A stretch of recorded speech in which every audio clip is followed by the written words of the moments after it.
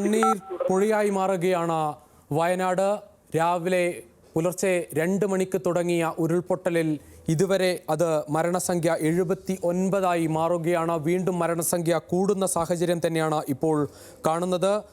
മുണ്ടക്കൈയിൽ കൂടി സൈന്യം എത്തിയിട്ടുണ്ട്. അവിടെയും പരിശോധന തുടരുകയാണ്.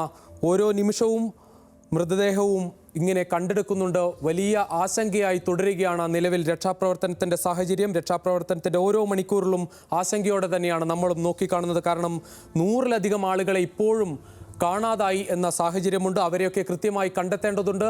മരിച്ച ആളുകളെ തിരിച്ചറിയേണ്ടതുണ്ട്. മുഴുവൻ മൃതദേഹത്തെയും തിരിച്ചറിയാനും ആയിട്ടില്ല. ഇപ്പോഴും ആരാണ് മരിച്ചത് എന്നറിയാതെ ഈ ആശുപത്രികളിൽ നടക്കുന്ന ആളുകളെയും നമുക്ക് കാണാം.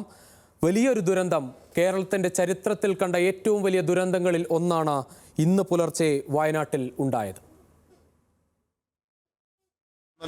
പിന്നെ നമ്മളെ സ്റ്റാർട്ടിങ് ചൂരമല ടൗണാണ് ഇപ്പോൾ കാണുന്നത്.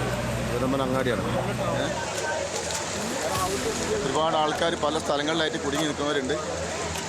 അതിനു വേണ്ടിയുള്ള ശ്രമം നടത്തിക്കൊണ്ടിരിക്കുന്നത് രക്ഷപ്പെടുത്താനുള്ള. ചൂരമല അങ്ങാടിയിലാണ് ഇപ്പോൾ ഈ കാണുന്നത്.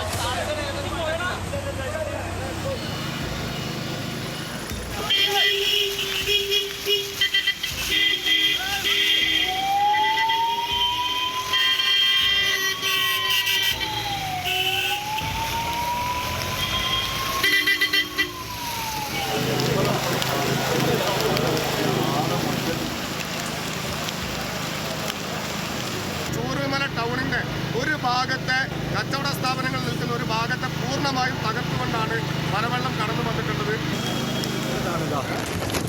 അൽക്കാട്ടിൻ്റെ പെര ഒക്കെ നിൽക്കുന്ന ഏരിയ പച്ചക്കാട് പോയാൽ മരുന്നതാ.